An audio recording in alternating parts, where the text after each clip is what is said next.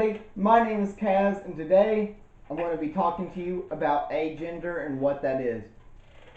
And so I personally, I identify as agender. Well, not a lot of people, but I know a decent, like a handful of people that identify as agender or under the, somewhere else under the umbrella of non-binary.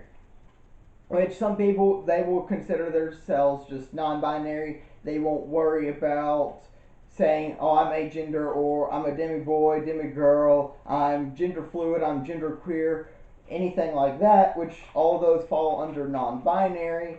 Agender technically also would fall under the transgender category as well. I, however, personally do not uh, put myself forth as saying I'm transgender and agender. I basically, if anything, I'll tell people that I'm agender, and I will state out maybe that I'm non-binary.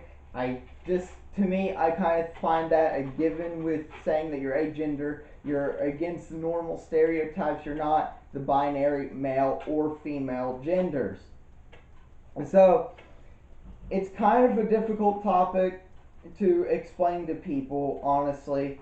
Even though it's still kind of a difficult topic, especially when everybody's different.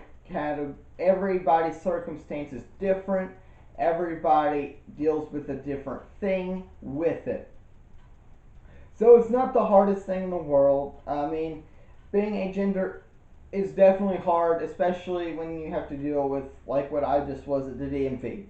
You don't have anything like that, at least not here in the U.S. where I'm at. I think California, they have a third gender as an option for the DMV for the license and all that stuff, which is amazing. I think everybody should have at least a third gender, if not have that on there at all, because why do you need it? Especially for gender fluid people and stuff, that it transitions more often. I guess you can be more biologically correct with people if you say what sex are they versus what gender, because the sex you are does not necessarily have to match your gender unless you're going for the gender more, I guess, with gender stereotypes of males have this, females have that, which some people do, and sometimes you have to have that in order to pass, or you have to have something different in order to pass. Now, agender, like I had said, it can pass under transgender, but then again, to an extent with me, anything can classify under transgender. That's going from this was your birth gender, here is your new gender that you're transitioning to. There is a slight transition period, and even with me, there's a transition period. I just don't necessarily consider myself trans.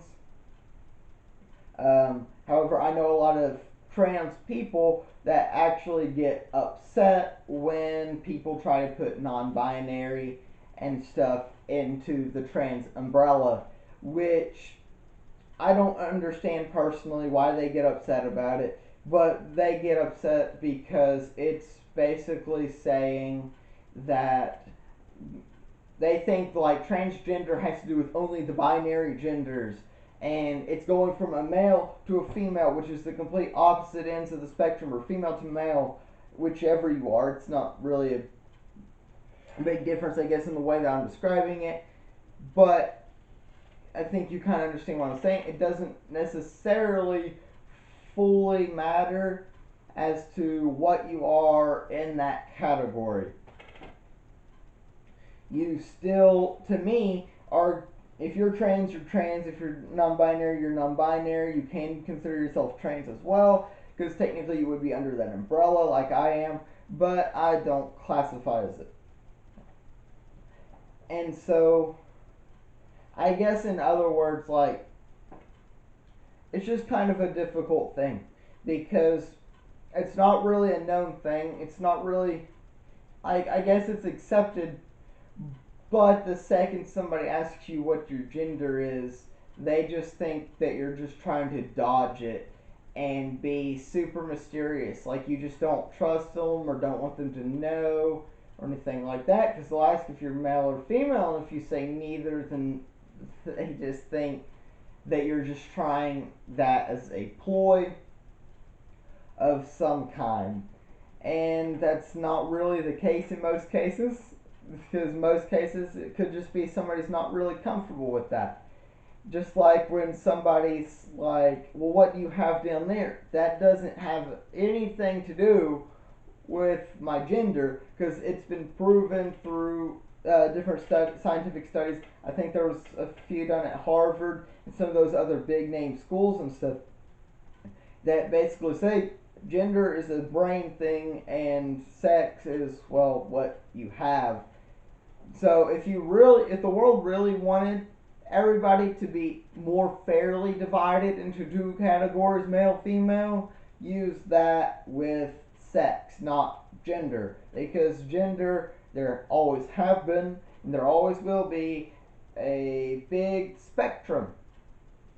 Because even if you look at cis males, for instance, just because that's what I was born as, just when you look at cis males, you're dealing with looking at, and so that's really what I've been around, but you're dealing with people that you'll have some cis males that are slightly more feminine than other cis males. And they could still identify as male, but they're not as whatever. Same with, like, for instance, gays, for instance, are not always flamboyant like people try to act. And so it's just kind of a thing that people need to look at and realize, well, there actually is this thing and it exists and it is different, and people need to understand that. When a lot of people in retrospect never will, but that's stupid to me, and these people of these older generations don't seem to accept it near as much as some of these younger generations. But like, for instance, with my parents, I'm not out to them. They still call me by my birth name. They still call me by all that. And that bothers me, hearing that name, just because to me I wanted something that was more gender neutral. The name, I guess, doesn't fully bother me. I like being called Kaz more, just because it's a more gender neutral name. Because, I mean, you hear Kaz, more than likely most people think I'm a guy, but it's just kind of in the middle. You could have a female that's named Kaz. You could have a male that's named Kaz. It's not really the biggest difference in the world between having a male named it or a female named it. And so basically, it's just this big cloud of random, nobody really understands it. The main thing, I guess, with me that makes me gender dysphoric, which is a thing for a gender. Now, it's going to be different maybe than somebody that is transitioning from like a male to female or female to male. It will be different than that, but it's not going to be different than a lot of these other things that are going to be a lot harder to understand. And when I say harder to understand, I don't really mean that it's going to be harder, because honestly, in my eyes, agender is probably one of the most difficult genders for somebody to understand, just for the fact that it is the absence of gender. So saying that it is a gender is kind of counterintuitive, but it's just saying that I don't follow male roles, I don't follow female roles. I'm not gender fluid, I'm whatever I want to be, I'm human. That's another way you can describe yourself if you want.